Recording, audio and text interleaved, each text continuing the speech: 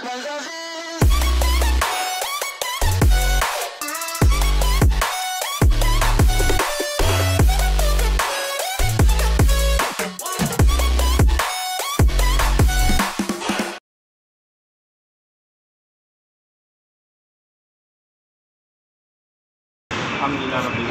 Bapak-bapak, insya Allah malam ini kita akan berusaha untuk dapat masuk ke Raudhah, tujuannya untuk sholat dan berdoa.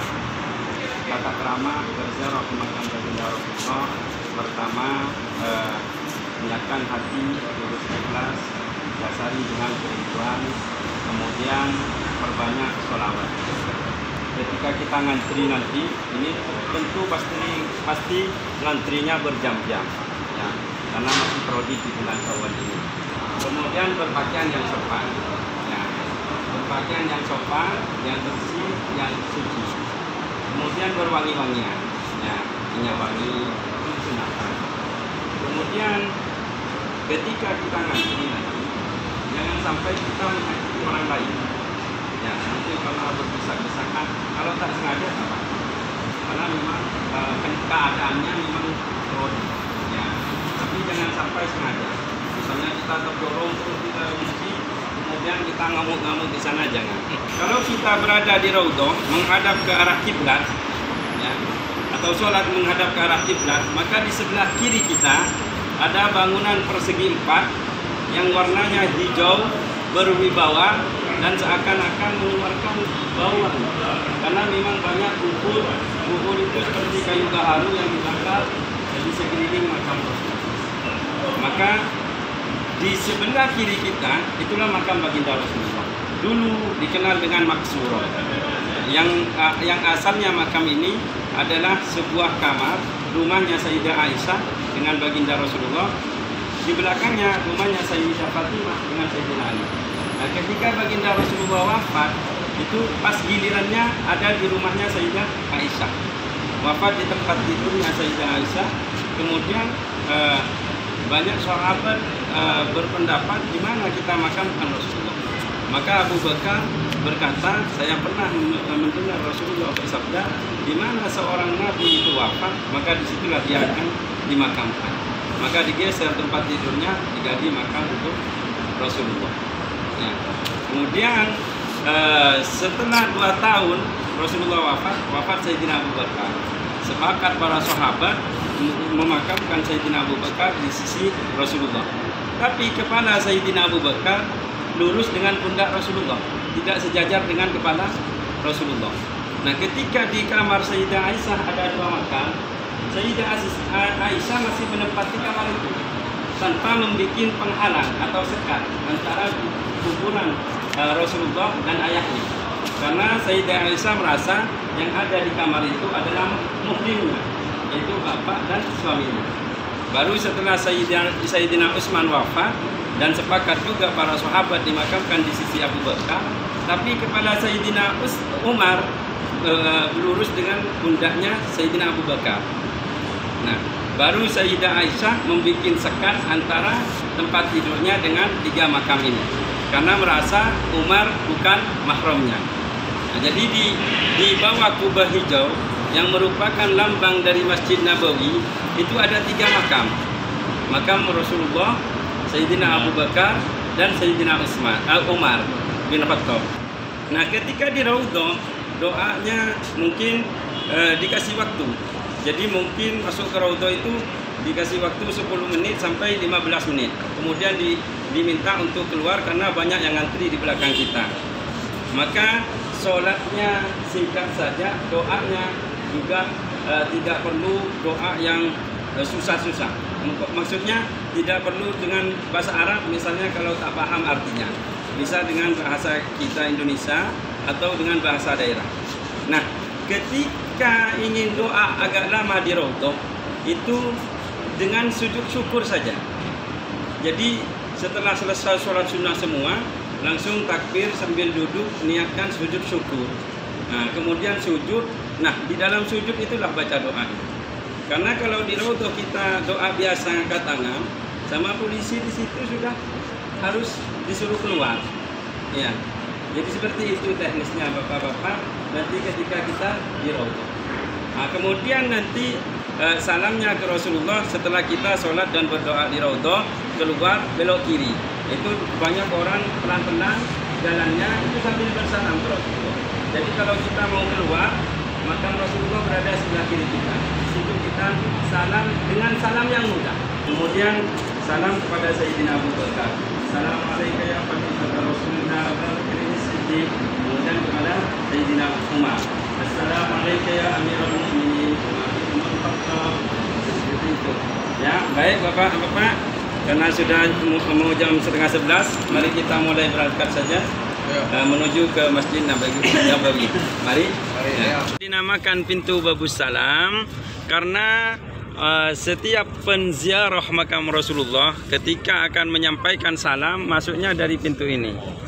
Nah, jadi pintu ini sejajar dengan menyampaikan salam kepada baginda Rasulullah. Jadi kalau kita masuk dari pintu ini tidak bisa ke Raudhah, hanya untuk menyampaikan salam ke Rasulullah saja, kemudian langsung keluar dari pintu yang berlawanan namanya pintu Baqi. Kenapa dinamakan pintu Baqi? Karena lurus dengan pemakaman Baqi. Ya. Kemudian tiang yang ada kipas angin nih atau ada layar kecil itu dulunya sebelum Raja Salman berkuasa di Arab Saudi itu lurus dengan berdirinya imam di dalam Masjid Nabawi. Jadi batasnya tiang ini. Batas berdirinya imam di dalam Masjid Nabawi. Jadi kalau kita jadi makmum harus sebelum tiang ini. Kalau setelah tiang ini tak sah sholatnya karena ada di depan imam. Kemudian setelah Raja Salman berkuasa dan Pangeran Muhammad bin Salman jadi putra mahkota, kemudian beliau memerintahkan imam Masjid Nabawi mundur ke belakang ke Raudhah, ke mihrab Rasulullah. Jadi mihrab Rasulullah itu ada di dalam Raudhah, di sisi mimbar, makam mihrab mimbar. Jadi kalau mimbar tempat berkhutbah, kalau mihrab tempat berdirinya imam memimpin sholat. Ya, itu cekungan, berupa cekungan kalau di masjid. Itu namanya mihrab. Oleh Pangeran Muhammad bin Salman, imam-imam Masjid Nabawi disuruh mundur ke tempat di mana Rasulullah memimpin sholat. Jadi sampai sekarang imam berada di mihrab Rasulullah. Ya, karena di dalam masjid ini ada sekitar 4 mihrab. Mihrab yang lurus dengan tiang ini namanya mihrab Utsmani, di dalam Raudhah namanya mihrab Nabi, di sisi Raudhah namanya mihrab Sulaiman, dan di belakang Ahlu Sufa namanya mihrab Tahajud. Kemudian ini batas imam sekarang. Nah, ini pagar hijau nih, batas berdirinya imam di dalam Raudhah. Jadi kalau kita jadi makmum harus di setelahnya pagar hijau ini. Sekarang ya, mungkin nanti akan jadi ada perubahan lagi seperti itu. Dari zaman ke zaman seperti itu. Baik, kita ke sebelah sana. Contohnya, insyaallah. Ya sambil duduk dulu, masih lama ini. Ya itu banyak baca sholawat itu biar terasa tidak lama. Ya duduk seperti ini, duduk merapat. Jadi kalau sudah mau dibuka bangun semua. Jadi Raudhah itu teman-teman merupakan tempat yang mulia, di mana Rasulullah SAW menyampaikan wahyu di Raudhah ini juga, dan juga menyampaikan ajaran-ajaran Islam kepada sahabat-sahabatnya melalui Raudhah ini juga. Makanya tempat ini banyak sekali para jemaah yang ingin melihat langsung bagaimana Raudhah itu. Setelah nunggu beberapa jam, akhirnya pintu masuk Raudhah ditutup oleh para tentara.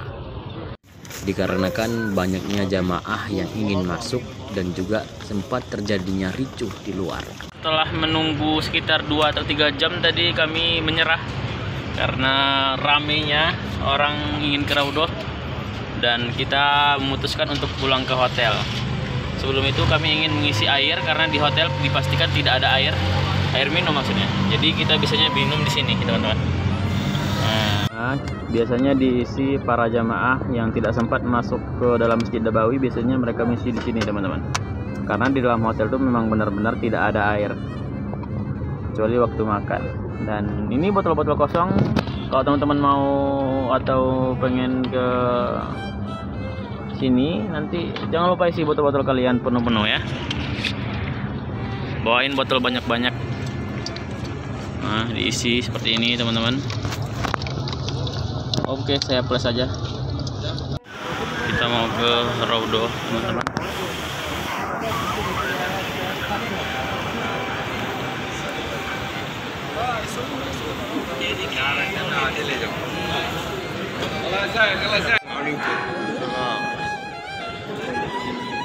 Kita menuju Raudhah. Beda. Alaika ya Rasulullah, salam. Salatu wassalam ya Rasulullah. Ya Rasulullah.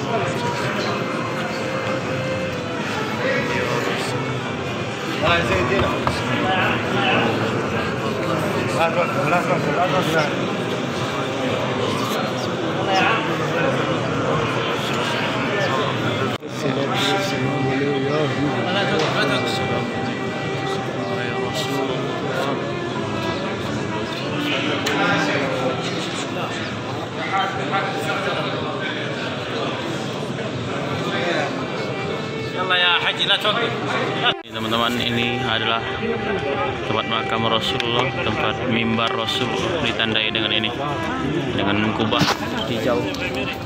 Banyak orang-orang berdoa. Ya Allah, ya Rasulullah.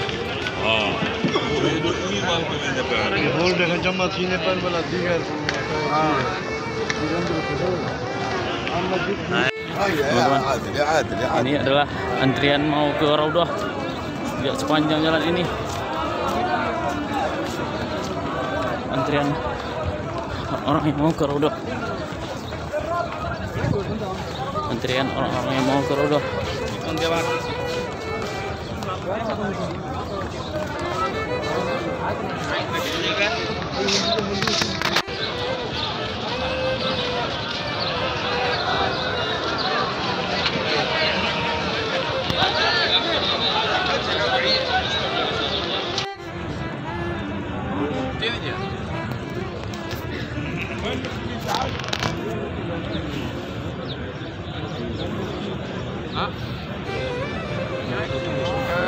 Alhamdulillah, ini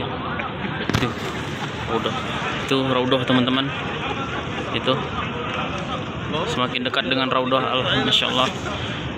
Ini orang yang mau ke Raudhah juga sedang antri. Ini kubah Raudhah, teman-teman. Masya Allah. Rombongan yang udah mau ke Raudhah, di situ pintu Raudhah.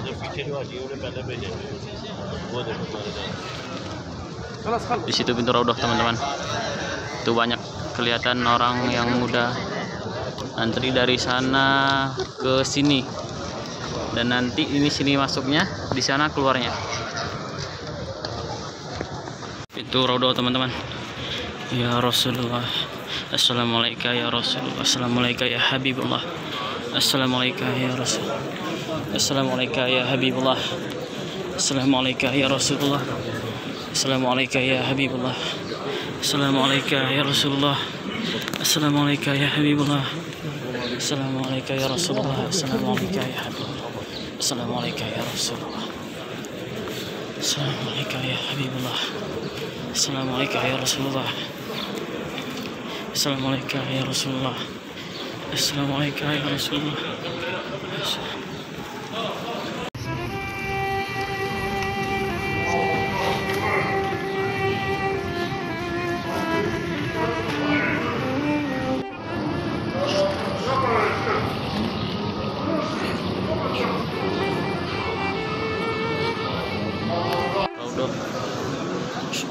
Haji.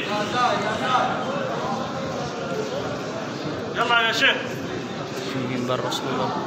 Mimbar Rasulullah. Mimbar Rasulullah sallallahu alaihi wasallam. Itu makam Rasulullah.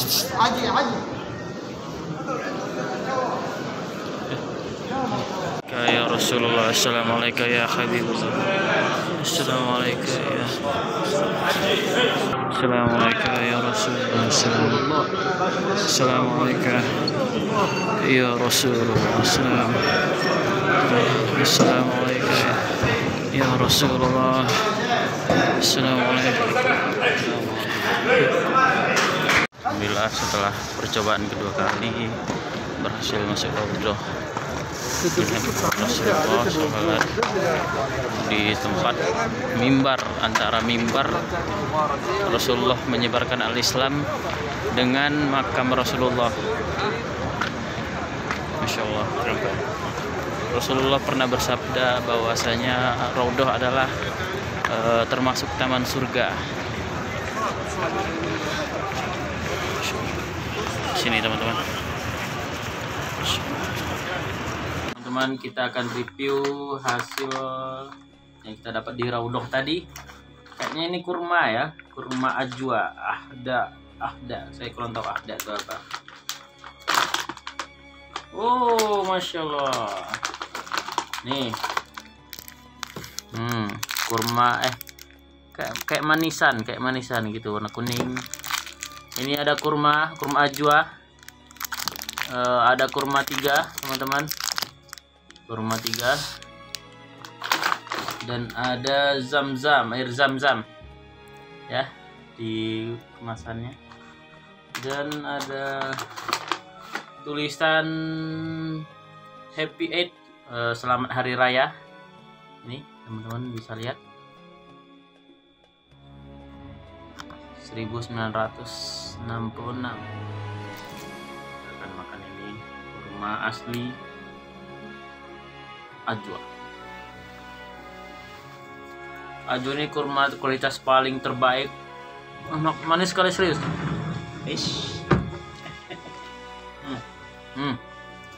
Jadi teman-teman, bagi yang berhasil ke Raudhah, kalian akan mencicipi ini, insyaallah. Alhamdulillah. Alhamdulillah. Iklan.